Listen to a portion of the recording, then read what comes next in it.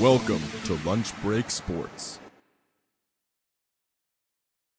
All right, we are back for another episode of Lunch Break Sports. I'm your host, Joey Sherman. I'm here with co-host Reed Benos. What's up? And, the way the podcasting schedule worked out, I think we're going to have two episodes coming out back-to-back. One about the Knicks, one about the playoffs. But it's kind of hard to not talk about the Knicks when we're both Knicks fans. So, let's just talk about a brief overview of what's happened in the playoffs so far. The number one team in the East is the Pistons. Number one team in the West is OKC. The Knicks are playing the Hawks in the first round, which is a little bit of a difficult matchup. Not difficult. I do think we're going to win. It's harder than what we should have, though, because the Raptors are the 5 seed, and the Hawks are the only team to bench their players when their seeding wasn't determined, which led to them being the 6th seed as a better team, and so now the Cavaliers get to play the 5 seed Raptors, who we've dominated all season. What do you think about this? Yeah, I think it's definitely harder than playing the Raptors, but I still think we could take the Hawks. Like, we beat them, I think it was April 6th. We beat them it was a close game, but I don't see them winning more than 2 games in this series. I also want to talk about, J. Cole's very quick stint playing for the Nanjing Monkey Kings in China. Now, that was interesting. He played 8 minutes, 0 for 5, 0 points, 1 rebound, 1 assist, kind of a terrible stat line. He also got a foul, so that he fouled someone, I think. But then he had to come back because it's like visa was too difficult. So, terrible stat line. He went for 1 game, came back. I might try and get one of those jerseys, though. That would be kind of cool, though, don't you think? Just have a J. Cole jersey that he played 1 game in. Yeah. I mean, it's pretty random that he's playing in China instead of like in like a different league, maybe in the USA. No, I think he's kind of just pursuing his goals. Like, he's rich. He's one of the greatest rappers of all time, maybe. It's a debate. Yeah. And he's like, I've always wanted to play pro basketball. I'm J. Cole. They're going to sign me because I'm J. Cole, not because I'm good. So I'm just going to go play. And he did, and he sucked, but whatever. Yeah. So now we're going to talk about the Knicks playoff situation a little bit more. The Knicks historically have not been a very deep team, but this year they've been a very, very, very deep team. And, in the playoffs, the lineups get a little bit smaller. You can't play everybody. So me and Reed are going to go through who we think should be playing in these games for the majority of the time. Now, you can say the obvious ones real quick. Yeah. Obviously, we're going to have Jalen Brunson, Mikal Bridges, OG Anunoby, Cat, and Josh Hart, who have been in the starting 5 for most of the season.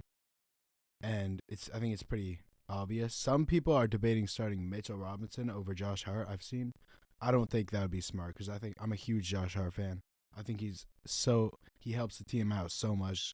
He can hit clutch points. He gets rebounds, assists, and he's always trying his best. So here's the thing that intrigues me about this debate, because I do think it's a great debate to have this issue, because last year we had to make the switch. It was too late by then, but Josh Hart came up and said, you probably should bench me. It's what it works. But the thing I think about this Knicks lineup is they're a little too soft.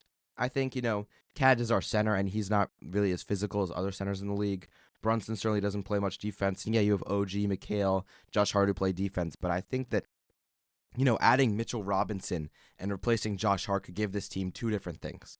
Number one, it gives them the offensive rebounding that Mitchell Robinson provides day in and day out. We've been saving him for the playoffs. He's super physical. He's great. I think it provides us that, but also another thing. Because when I think of Josh Hart and when he was the best, sure, he may be the best player he is now. Like, this may be the prime of his career. It probably is when it comes to his shooting, his all-around skill set. But when I think of Josh Hart, I think of the guy in 2023 who came off the bench and gave us his heart. And he can't do that anymore, not because it's his fault or anything, but because he's the starting role. I think, do you miss seeing 2023 Josh Hart come off the bench and just go crazy and die for everything? yeah, definitely. But So I think it would be smart to, give Josh Hart, give Mitchell Robinson the nod, and make sure that Josh Hart knows not that he's, getting benched or anything, just that, it'll help the team with the aspects that he used to provide that he can't anymore. And it's okay, but I think he would be of great use to us in that way. I also have on here Jose Alvarado, who's been a good piece. This one might not happen. He might not play, but I think he will. He's kind of been the replacement for Deuce McBride. And if Deuce comes back, I expect him to play as well. And where I think there's going to be the most debate on this is Landry Shamet. Now, what do you think, Reed? Do you think Landry Shamet should play in these clutch times? I don't think he's gonna play because he doesn't have any playoff experience really. He's not really he hasn't even really played much this season. And I mean, when he does play, he has been pretty good for the Knicks. The fans love him. But I just don't know if it's a good fit for him to play in the playoffs. I hate to do it, Reed, but I'm actually going to counter one of the things you just said. You said you didn't have playoff experience. But do you remember last year, the Landry Shamet game in the playoffs where he just went crazy and just started nailing everything? No, actually. No, you don't? That's like why he is his role. This like crazy game that he had. He was like making everything. I think maybe against the Pacers. But he just had a great game. I think he does have playoff experience. And I've been watching a couple of these Knicks games. Like I'll see it when it's turning off. I'll be doing my homework and I'll see it's the fourth quarter. I go down to watch the rest of the game. And Landry Shamet always seems to find himself in the roster. And I don't think that's a coincidence at all. I think it's because they know that he provides the defense. He's a glue guy like Josh Hart was. I think he's a great fit for this team in the clutch, and I could totally see them not going with Landry Shamet in these minutes. But I think when it comes into the clutch, you could put him in like when there's 5 minutes left, and then you put all the guys in when there's 3 minutes left. He holds down for it. But I think it's going to be an exciting playoffs. Thank you, Reed, for being on. Yep. And let's go to the next segment. All right.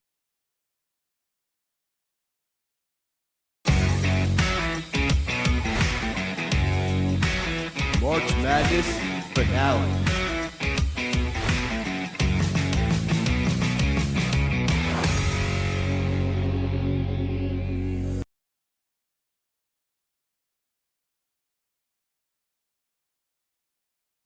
All right, I'm here with Seth for the March Madness finale. What's up, Seth? Well, it's nice to be back. Nice to be back. Nice to be back. And it's even nicer because Michigan won the national championship. Let's go. This is amazing for me. Okay. Amazing. This time I can really give some substance on what happened in March Madness, because I basically got to watch a game in every single round because, we won the national championship. Okay. I could talk for hours about this Michigan team. But okay. First off, what do you want to start with? Do you want to start with the Michigan team? Let's start with the Final Four and how that. Okay, we could do Final Four. Now, coming yeah. into this Final Four, it was Michigan, Arizona on one side, and then Illinois, UConn on the other. Now, going into this, we can talk about the Braylon Mullen shot later. Oh yeah. We're gonna mention that, but it's important to note that Michigan's matchup was undoubtedly much harder than the other side. When I was making my brackets, I picked Arizona most of the time, just because I didn't think that Michigan would have the guards to go up against the guards of Arizona coming into the tournament. And to be really honest with you, Seth, going into this tournament, I mean, I wanted Michigan to win, obviously, but I didn't really think they had it after that Purdue game. They didn't really play well, but this team evolved insane. And honestly, there's one thing that I don't think people are talking about enough that I think may be the reason that this Michigan team became so good. I think that the LJ Cason's injury may have really helped this team. Not because LJ Cason's a bad player by any means. It could have happened to someone else. But when LJ Cason goes out, it gives more guys more minutes. Like Trey McKinney, huge step up. He was incredible, draining everything, made that clutch shot against UConn. You have guys like Will Cheddar playing more minutes. My MVP for Michigan has been Ronnie Gale. Roddy Gale Jr. is amazing. He's incredibly clutch in the tournament. That's why they call him March Roddy, and now April Roddy. He's great. I love the trio of Yaxa Lendeborg, Roddy Gale Jr., and Trey McKinney. They're like a friend group. They had the best defense out of their defense was incredible. Their defense was so amazing. It was just impressive. We destroyed Arizona. Yeah. I thought that game would. I was scared for that game, and we just. I was very confident that Arizona was going to end up winning the whole thing. I just thought that even though West Coast teams don't usually do well, I could come into the tournament say, you know what? I think this is the year.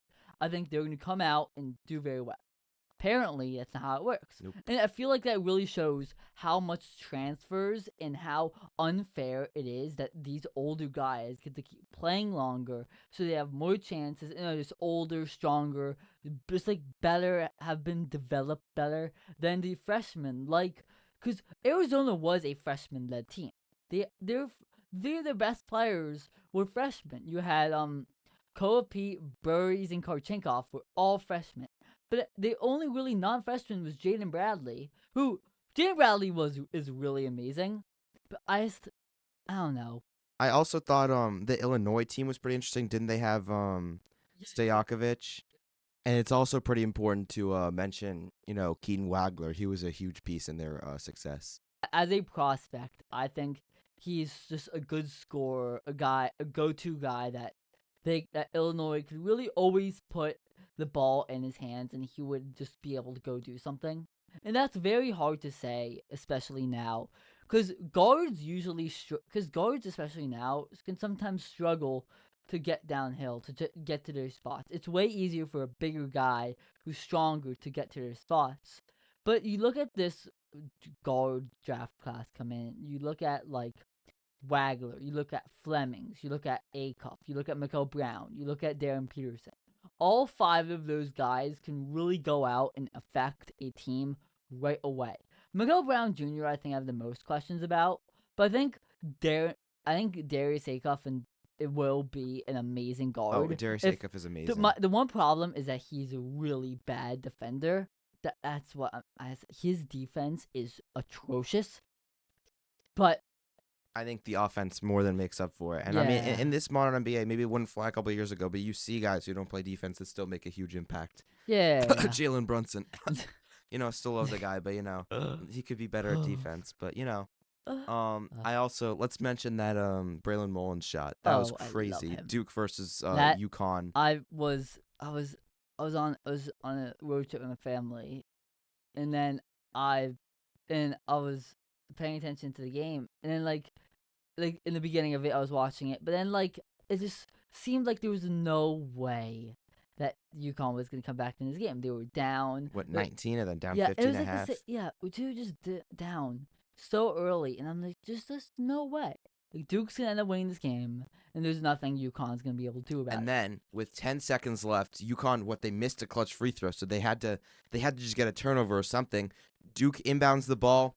What's his name? Caden Boozer. He throws the ball. It gets tipped. Braylon Mullins has the ball. He passes it to someone he said he wanted to pass to someone who's already made it through that game, but they dished it back to him. Caravan dished it back to him. Like 2 seconds left, he just pulls it from the logo and just greens it. It was crazy. Yeah. Now I'll tell you a story of what I was doing when I was watching this game. Now, we got Chinese food for dinner. Did you want Illinois or did you want Illinois? You wanted UConn to win that game, right?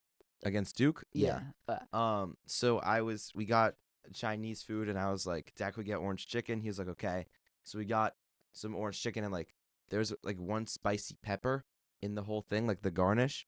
And so I ate the spicy pepper, and so my mouth is burning as this game's going on. And I'm like, my mouth really, really hurts. And I'm watching this game, and as my mouth is burning, the shot goes in. I was screaming, crazy, insane game. Absolutely insane. I was at a restaurant, but the restaurant wasn't actually playing the game. They were playing nature videos in England. And I'm like, what is going on? This game is going on and they're not even playing. It was insane. All right, so we talked about Arizona. Let's talk about UConn a little bit with Yeah, after the I moment. Do you think- see the head nuzzle from the coach?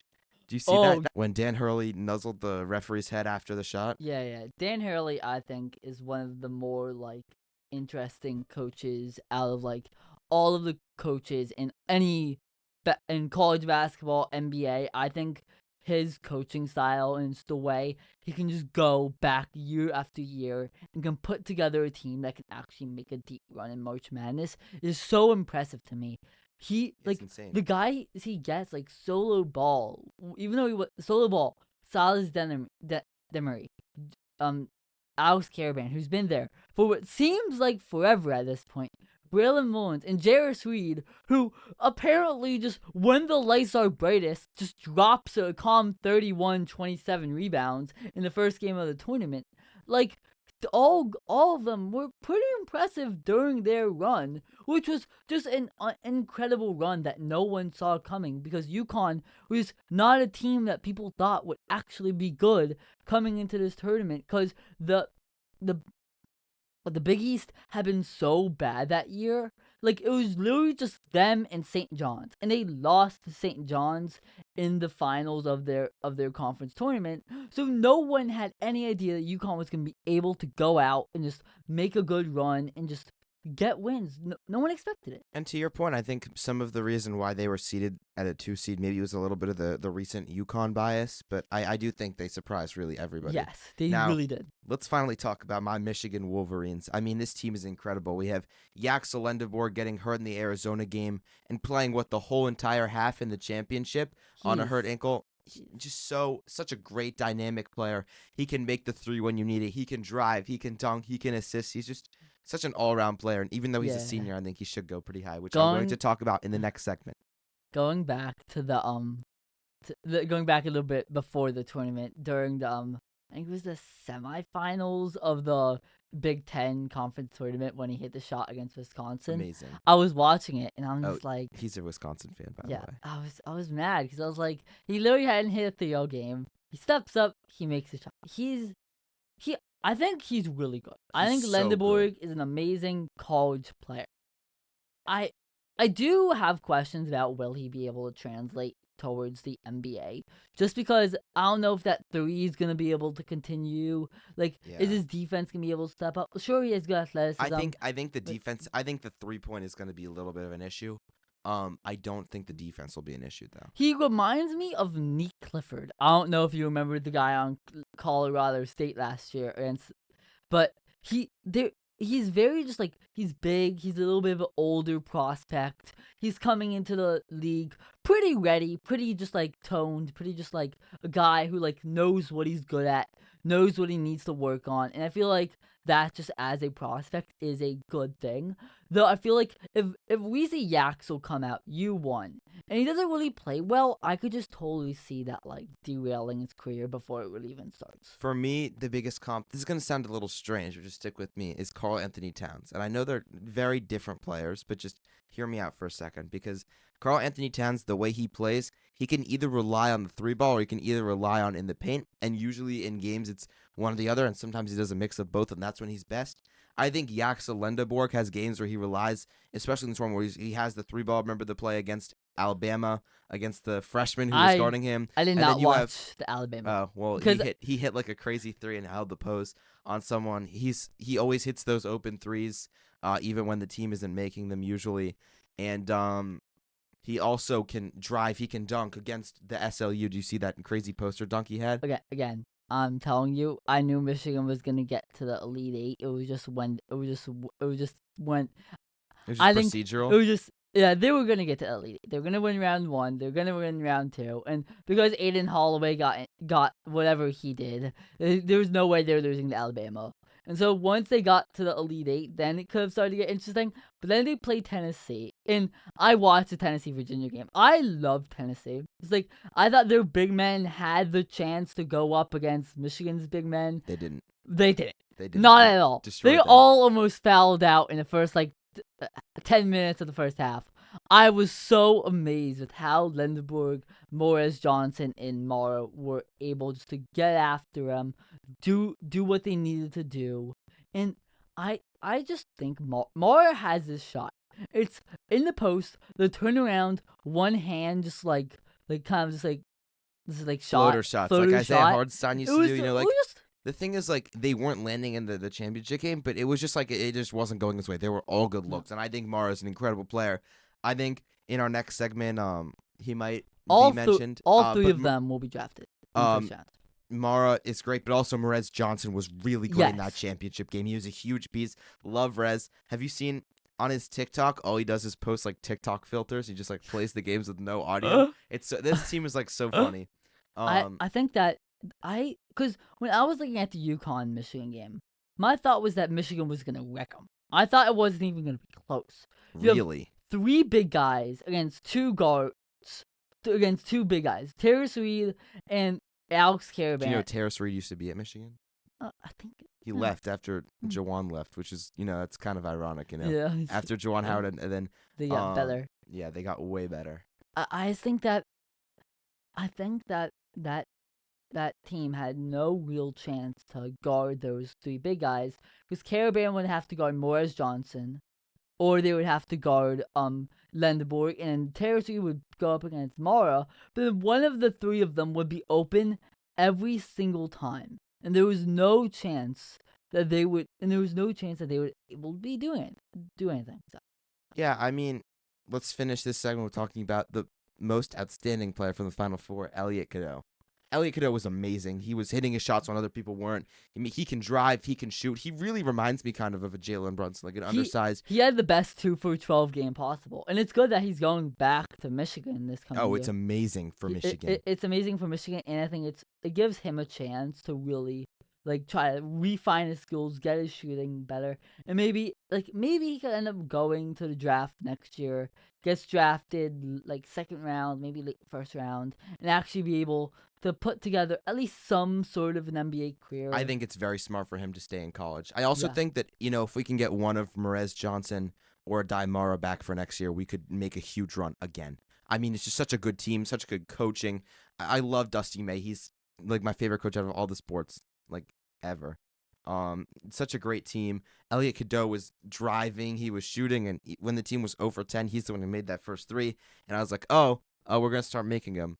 I mean, we made one more after that, but he's still a great player. He is just he's a great player. When he's very outstanding good, player. When he's on his game, he really is amazing. His passing chops are so impressive. Yeah. All right, Seth. Now, before we go to the next segment, I want to just say one more thing.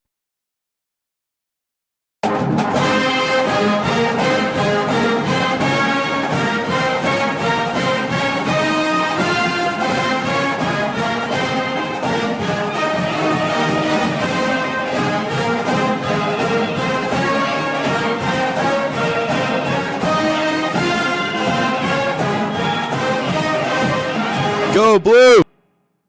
All right, thank you so much, Seth, for this. No problem, Joe. All right, let's go to the next segment.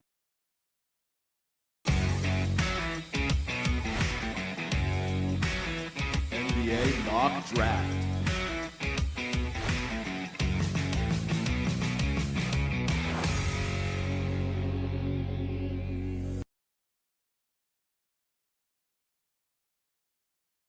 All right, I'm here for my next segment with Michael Kreyman. Hello, guys. And so we just talked with Seth about the whole March Madness aftermath, and so now we're gonna move into what the draft could look like according to CBS's recent mock draft. And we're gonna talk about who we think should be taken high, who we think shouldn't be, and we're just gonna go through and give our reactions. So we're gonna look at the lottery picks. So at pick 14, we have Adai Mara. Now, as a Michigan fan, Adai was great for us. He's huge. He's 7'3", I think. Yeah, 7'3" junior. He's great at putting shots up from close. He's a good dunker. He's a solid center, and he wasn't really hitting his shots in the championship game. But I think that's less a factor of how good he is and more a factor of sometimes you put up the right shots and they just don't fall in your way. They were very good looks. What do you think about Adai Mara? Yeah, I mean, in the championship game when I was watching him, I mean, we could also relate, Yaxel, such a great player, had a terrible game in the championship. But it's also important to remember his injury, But yeah. Another thing to note is that Merez Johnson, who was really good that game, is number 21. So he's also going to the first round, so pick 21. But I think this is a good pick. It's projected Charlotte. I think this would be a nice fit for them. A lot of three-point shooting on the team. You kind of need a guy down low. I think this would be a great fit for him. Now, moving into number 13, we have LeBaron Philon from Alabama. Now, I'm very familiar with him being a Michigan fan. Before the national championship, in one of Yaxel Endeborg's notorious live streams, he was asked which player in March Madness was the hardest for you to guard. And he immediately said LeBaron Philon. He said he was cooking us, in his words. But he was really great that game. I think he's a promising guy. I think without that game, maybe he's not projected 13th pick overall, but I still think he's a solid player.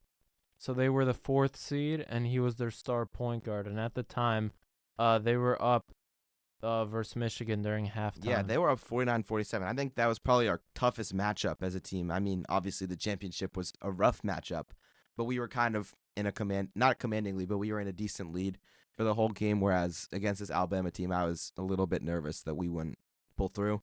I mean, their shots were hitting like crazy, but yeah, that was definitely scary as a Michigan fan. 12, Nate Ament, power forward from Tennessee, freshman. Now, I don't really know much about him, but I do Neither know do I. that Tennessee. I know that Michigan played against Tennessee as well, and we destroyed them. I think they kind of had a little bit of a fluky run. I wouldn't pick him that high. I would rather go with a guy like Koa Pete from Arizona, who's projected at 16. If you're looking for a power forward, but I think it's. I mean, he was probably one of the better players on the Tennessee team, and he's a freshman. I think it's probably a fine pick. What do you think? I don't really know much about this player either. Okay. We should just go on to the next. All right. At 11, Jaden Quaintance from Kentucky. He's a sophomore. He was considered a top 5 pick like before the season, but he didn't really log any minutes. Like he played like 60 minutes total for the whole season. He just like injured the whole season, but he's still a really great talent. So we didn't really get to see him at all Yeah. this year. At 10 is Braden Burry, shooting guard from Arizona. I think you know about him, right? Braden Burry's? Yeah, kind of. I mean, he's like their star shooting guard, and Arizona was supposed to win it, but I guess Not supposed to. I mean, Michigan. Come on.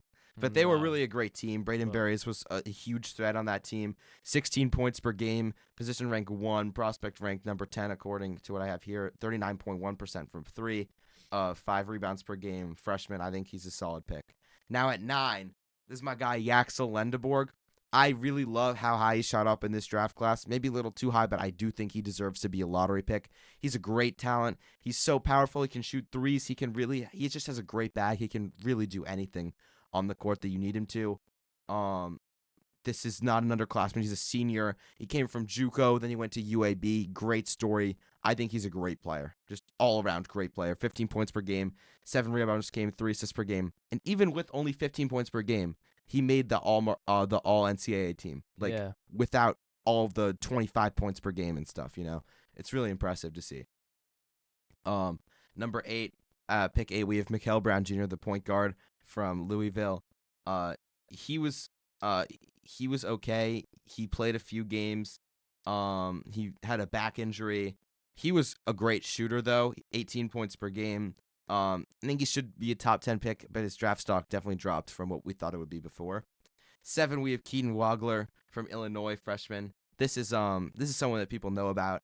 I'll let you take this one, Michael. Yeah, so he's actually like one of the top point guards he's one of the top point guards in this draft class. And a big thing where I saw where he played was he shoots a lot of threes, he makes a lot of threes, and he's very surprising. So that's what I think about him. I think he's a solid pick. It says he's projected to go Atlanta here, and I'm completely fine with that. Now, before the top 5, we have Kingston Flemings from Houston at 6th, freshman. 55.2% shooting at the rim. And he was like the number 1 option on like a really vet-heavy team. And I think, he's kind of reminiscent of De'Aaron Fox a little bit. He's kind of that type of player. And I think 6 is an okay spot for him, maybe a little lower, but I think he should be there. Number 5, here's where we get to the real superstars. We have Darius Acuff Jr. Yeah, Now, everybody knows about Darius Acuff, I think. People say he might be the best guard under Rick Pitino, who has had a lot of great guards in his time coaching. He's a freshman. He's 23.5 points per game. I mean, he's just a stud player. Yeah, I think he's the best point guard in the draft, actually, and I like him the most in his potential. I mean, he shoots, 44? He shoots 44% from the three-point line. I think that's very, very good. And like you said, he's a freshman. He's still very, very young and still progressing. Caleb Wilson, we have at pick 4. So he actually got injured, and he wasn't able to play at all. In March Madness. Yeah, it was pretty sad to see. But from what it looks like, his 3-point percentage is not that good, but I have seen him, and he's a very good player. He plays for North Carolina, if you I mean, didn't know. he's almost averaging a double-double. He's got 19.8 points per game and 9.4 rebounds per game. 4th best prospect. And let's see, number 3, we have Cameron Boozer. Now, I'll let you talk first about Cameron Boozer because I have some opinions. I don't agree with this pick at all. I don't know. To me, even though he could shoot and all that, he's very slow. I don't know. Something about him I just don't like, but I mean the stats show that he's an amazing player and people have him, so I hope this proves me wrong, but yeah. The one thing I really don't like about Cameron Boozer is when watching that Siena game, I know he's just a freshman, but he got really really shaken up when that team was giving him a run for his Yeah. money. I mean, he was really like panicking a little bit. He wasn't shooting gimme shots. It was pretty concerning to see. I wouldn't take him at 3 if I were. It says the Nets here. At number 2, we have Darren Peterson, point guard from Kansas. He wasn't even like completely healthy this season. He's just such an elite prospect though. 20 points per game, 38.2% from 3. People say he's maybe the best point guard in this class. What do you think, Michael? I think a lot of people compare him actually to Anthony Edwards, and if you look at his game style, it kind of is. I would say he's the best skilled player in this draft, and the best player in this draft. The only flaw is that he doesn't actually. I saw a thing on Instagram Reels where he actually doesn't like playing basketball, and he just does it. I don't know, to play in a way. I don't know, for the money, I guess. Okay, and then number 1 pick, AJ DeBansta. I know you really like DeBansta. Yeah, this guy gives me flashes of Kevin Durant all the time. I don't know. He's an all-around player, can do everything, defend, offensive. The only thing is that BYU didn't really get anywhere. And as the first pick in the draft, you should be able to, carry a team. But they didn't really give him any options. Like Ace Bailey and Yeah. Dylan Harper were both on that Rutgers team, and they didn't Yeah. even make the tournament. You know, Which is and they still crazy. went And they were really top. high. Yeah. Yeah. So I mean, I think it's a fine mock. I Yeah. think that maybe Yaks could go a little higher. I think Burries could go higher. I think Merez Johnson could definitely go higher. But Mhm. yeah, thank you, Michael, Thank for you. being on with me. Let's go to the next segment.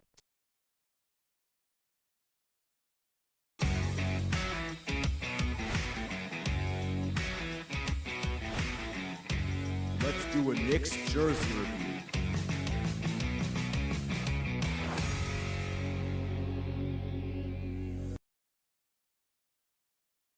All right, I'm here for my next segment with Tara. Hi. And today we're going to be looking at the different Knicks jerseys that the Knicks have used, and you're going to give them a score from 1 through 10, each one. So the first one we have here is the normal jersey, like the home jersey, the swingman they call it. What are your thoughts on this?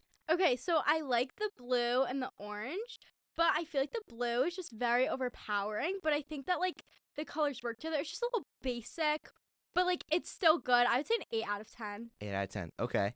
So now here we have the city jerseys from 2023 and 2024 in collaboration with Kith. Do you know Kith? Yes. Okay, so we have the blue version and the white version with the pinstripes and the drop shadow. What do you think about these? Okay, so I think that the drop shadow is ugly, and I think that it ruins the jersey. You can't really tell that it says New York. It's just not that good. It's ruining the jersey. But I think that the blue one is better than the white because the white and the orange are just ugly together. And there's not enough blue on the white one, and the blue one, it's just too dark of a blue. We need that rich, royal blue back. Okay, so I'm going to say 2 things about these jerseys. Number 1, they actually did make the blue one first, and seeing how successful it was, they made the white version the next year to go off of it. And second of all, when I first I saw one of these jerseys in score, I completely agree with you. I thought the drop shadow was dumb. I didn't like the pinstripes, but it has really, really grown on me in these past couple of years. Partly because they look really good, in my opinion, and partly because we've had so much success in them, which I haven't seen from a lot of my sports teams. So I might be a little biased there, but I still think these are nice. So what would you Shout rate? out to Rebecca who has this jersey, guys. Which player does she have? Deuce McBride? Yes. Okay. Deuce McBride. I think we're going to have her on soon, so that's fun. Yay. So what are you going to give these jerseys? What are you going to give the blue one first? Okay, so for the blue one, I would say I give it a 6 out of 10. And for the white one, I'd say 7 out of 10. Okay. Now here's the city jersey from 2025. We have the cream colored jerseys with the checkerboard pattern on the side that matches the court. What do you think about these? Okay, I like these. I think that they're very classic and very chic, and I think that they would look very good. I think that the checkerboard is a little strange, but I guess if it matches the court, it's cool. So I would say that these are an 8 out of 10. These are good. Yeah, I mean, I think these jerseys are really nice by themselves. The issue I do have with them, though, is that, the color of the jersey is cream color, and the side is the blue that, all the lines are and, the spaces are. So, sometimes you can't really see the players that well because it's the same Oh. shade as the court. So that's my only issue with them. But as standalone jerseys, I think they're amazing jerseys. Yeah, definitely the best so far. Okay, next up we have the 2025 Knicks statement jersey. Now this jersey is a lot more simple. We have basically all black except on the sides is a panel of like a gradient of orange and blue. What do you think about these? I've heard mixed thoughts. Okay, so I like the all black with the orange. I think it's like really cool. I think it's giving like a bougie look. But I think that the side with like that gradient is a little bit weird. I think that there should be more blue or more white. But I don't like the gradient. I think it's ruining the jersey a little bit. It's making it look childish. Okay. I think I agree with you. It looks good, but it also like doesn't in my Yeah. opinion. So what would you give this a score of? Let's say 7 out of 10. 7 out of 10. Okay, now next jersey we have the New York Knicks alternate jersey from 2013 and 2014. These are the all orange jerseys. These are Carmelo Anthony wore these. What do you think about this? Ugly. Okay, yeah, It's I a lot. agree. It's a lot of orange. And the orange isn't a very like good orange with this blue or white. I feel like, and I don't like how like I don't like the font of the New York with the number on this one. I just think it looks weird altogether. Yeah, I mean, I think they could have found a way to make the orange work on a jersey, an all orange jersey, but this certainly was not it. Completely agree. Maybe at the time this was like nice, but looking back, it looks. I mean, what score are you gonna give it? Yeah. I would say 4.5 out of 10. Yeah, I think it should be lower than that. Okay. All right. Next, we have the New York Knicks jerseys from 96 to 97. These are the, ones Marcus Camby wore, all those classic teams. So what do you think about this one? I think that these are the best so far. I think that the blue and the orange really work well together. And I like the sizing of the number and the words like New York. I think it all is very cohesive. So these are like a 9.7 out of 10. Wow. Okay. And I think we're approaching our last jersey here. We have the Knicks City jersey from 2020 to 2021. Now this one, it says City Never Sleeps, New York Knicks in a circle. It's like all black with similar to the other one actually has the panel on the side, but there's like a weird circle gradient thing going on. Just tell me what you think. Well, I actually really like this one, but I'm Really? not sure how I feel about the circle on the back. I think that ruins it a little. You mean the circle on the front of the jersey? That's this on the one? front? Yeah, that's on the front. Okay, so I actually don't like this one. I think that the back of the jersey looks very good. I like the black, and the gradient looks like a lot better than the other one that we looked at. But the front of the jersey, the circle is just kind of ruining the whole jersey. I completely agree. So what'd you give this one a score of? Ooh, I would say 4 out of 10. 4 out of 10. Okay, so now out of all these jerseys, which one was your favorite? I would definitely say that the one from 1996 1997. I think that's the best by far. Okay, I mean, a lot of Knicks fans are going to agree with you on that one. That's a classic jersey right there. I think I have this exact Marcus Camby jersey. I have a couple of jerseys. I actually have this jersey. I have the normal Swingman from now. I have both of the City Kith collabs. I want to get the cream one, but I also have this one. I think you made a great pick there. And I think what we're going to do is we're going to have a couple other people on the podcast, and they're going to give their thoughts, and we're going to pull them all together and see which jersey stacks up and is the best. Can't wait. I think next episode is Levi. So thank you so much, Tara, and let's go to the next segment. Yeah.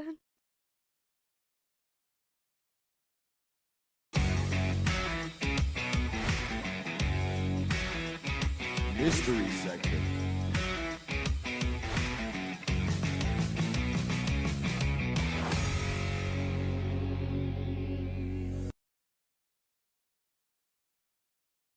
All right, I'm here for the next segment with my very good friend Leo. Hello, Joey. It's great to be here. Yeah, and getting Leo on the pod is something I've wanted to do for a decent amount of time now. He's one of my best friends. We go to camp and school together, and he's not really a sports guy, so I had to get a little creative with the segment I was going to put him on. He has no clue what's happening. That is right right. now. I have no He has idea. no clue. This is a complete surprise to him. Now, me and Leo have a couple things in common. We hang out a lot. We like to drink root beer. We spend a lot of time at each other at camp. So I thought Ben Stiller, he just came out with a new soda brand. So I have Stiller's root beer for us to try Oh, on the podcast. really? I do, yeah. Oh my I bet you weren't God. expecting that. I was not. Here we go. Oh, still cold. I do Ooh. not want this thing to explode. So I'm gonna tap the can a little bit. Once I'm done tapping, let's try it. Okay, so it says the can has it's supposed to be like a healthy alternative. It's not fake sugars, but it only is 7 grams for the whole can, 30 calories. I'll read the little blurb for you. It says 30 calories, no fake stuff. The world's most refreshingest soda. No one quite knows what gives Stillers its refreshingest taste. Is it the bubbles, the natural ingredients, the fact that each can of soda is a close personal friend of actor Ben Stiller? All three? Look, I'm out of guesses. This stuff tastes incredible. See if you can figure it out. Does it actually say that on the can? It does say that on the Oh my can right God. there. All right, let's try it. So I've had it before. Obviously, Leo has not. So, Leo, let's see your official review of the soda. All right. I'm first gonna smell it. Yeah, it's root beer. Okay, it's root beer. That's good. Yeah. All right. Very nice. Very nice can design. Very good at keeping cold. No fake stuff. That's good. All right. Here we go.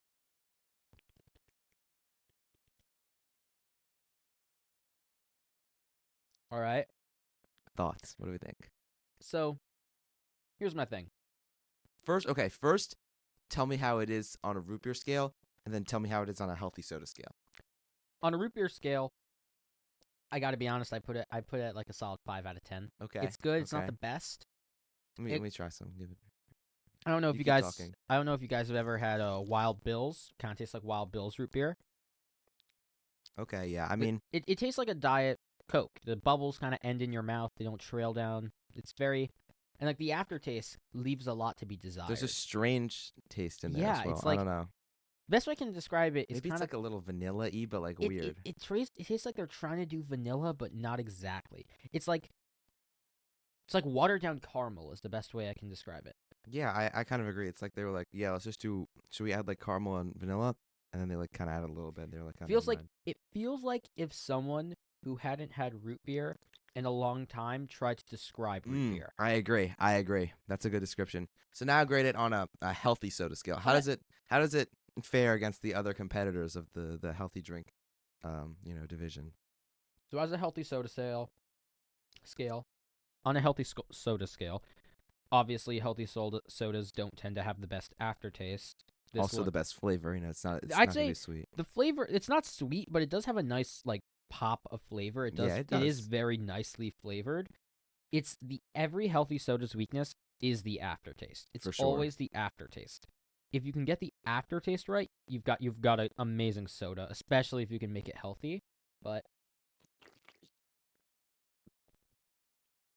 yeah, it's got a good like. I definitely taste the root beer. It's definitely root beer, and when it's in my mouth, it tastes good. But the second it goes down my throat, it's very much a like watered down, like not. It feels bubbly, but not bubbly enough to really be like this is a good soda. I definitely would come back to it, but I wouldn't exactly like pick it over like A&W or like Right. yeah. And you're also someone who cares about your health and what goes in your body. So yeah. I think it's a solid option. It's solid for like it's not definitely not perfect though. not perfect. Not It's perfect. definitely like no Wait, let me try one more time. I'm gonna give you a yeah, it's review. definitely You keep not like AW or mug, but it's very itself. talking. I'm gonna be a little harsher than Leo. I'm gonna give it on a root beer scale. I'm gonna give it a 3.5, and on a healthy drink scale, I'll give it a 7.4.